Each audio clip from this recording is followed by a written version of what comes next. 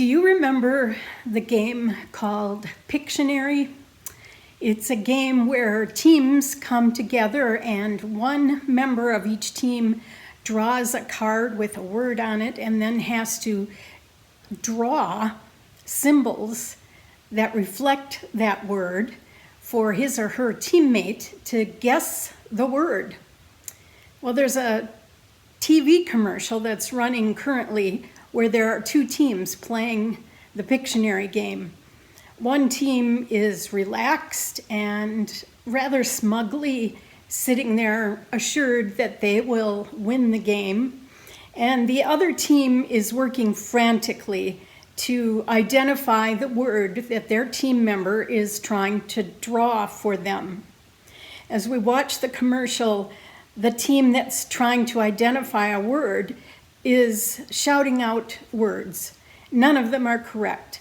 So they become more and more panicked, more frantic, more desperate to get the right answer in before time runs out. And of course, time runs out before they get the word guessed. Then we see the problem for that team. The member of the team drawing the word is a sloth, the slowest moving animal, or one of the slowest moving animals on the planet. And the sloth just in that short amount of time hasn't had enough time to give the team a good clue about the word that they're trying to identify. Well, you're probably wondering, why is Tina talking about a sloth? The sloth really isn't the point, but it's unhurried, steady, and deliberate actions that prompt frustration levels in its team members is the point. Because I think that is uncannily familiar to many of us. That sense of panic and rush and trying to get it right. Well, that may not be true for you, but I have often felt that kind of frantic Pictionary effect. Anxious to get it right, whatever it is, and panicked that there just doesn't seem to be enough time to do what I want to do, and then great disappointment in myself whenever I miss the mark or don't meet the time frame that I had set for myself. It's a cycle of angst that easily moves from a competitive game to real life. And in real life, it can also easily become a pattern for living.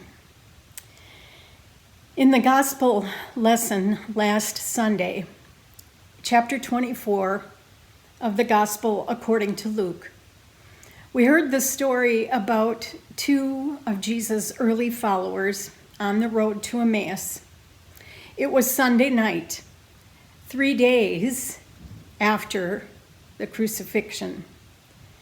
The two followers were moving along, and a third person was journeying the same road and joined them. So they traveled together. The two followers of Jesus didn't recognize that the third traveler was the risen Christ.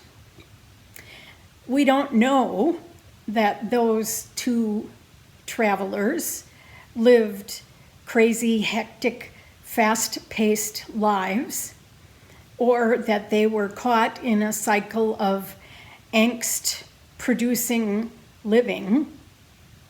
But we do know that they were experiencing a form of angst that was their very own, in the form of disillusionment and disappointment and loss of hope. In fact, one of the followers said, when reflecting on the crucifixion of Jesus, "We hoped that he was the one." After Jesus asked them then to tell him more about their disappointment, and he listened carefully to their concerns, he began to teach them. He, as Scripture says, opened up the message of Moses and the prophets and opened other Scripture to them and continued to teach all along the journey. Even so, they did not recognize Jesus. When the two travelers arrived at their destination, they graciously offered hospitality to the third traveler. They invited him in to share their evening meal and then to spend the night in the safety of their own shelter.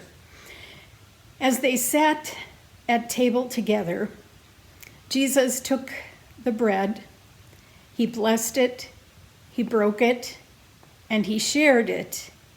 And in the breaking of the bread, the disciples recognized the risen Christ in their midst. Some of us go through life in such a rushed and hectic manner that we aren't able to recognize all of the goodness and spiritual abundance present in our daily living.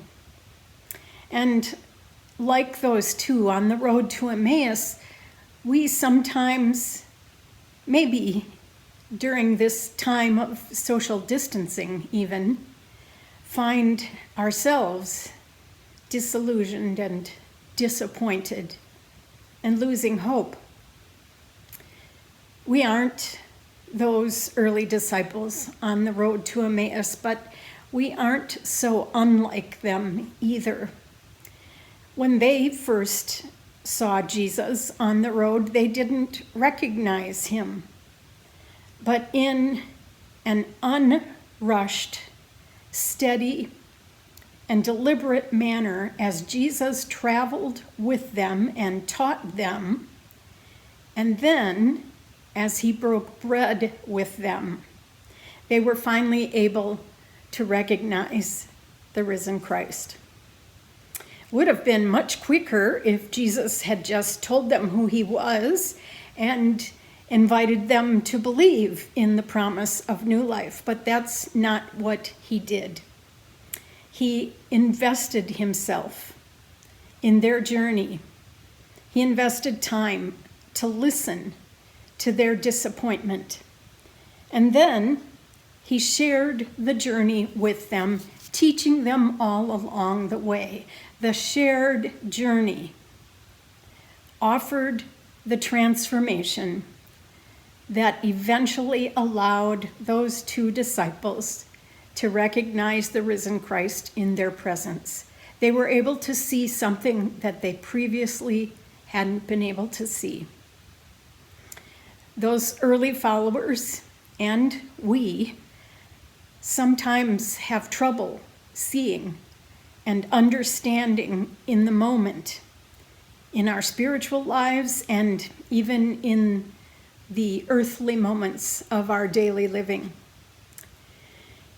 I will admit that there have been moments during this global pandemic when I have become frustrated and impatient, wishing for solutions and for timetables and for clarity about the future.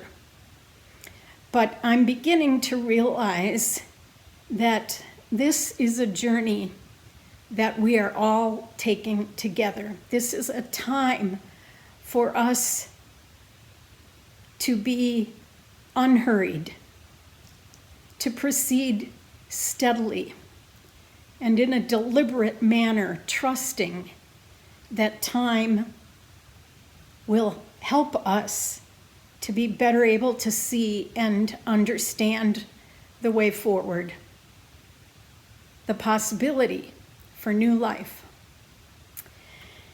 During this time of uncertainty and dis-ease, let us, as people of faith, remind one another that if the eyes of those early disciples on the road to Emmaus could be opened to the possibility of resurrection and new life, our eyes can be opened too.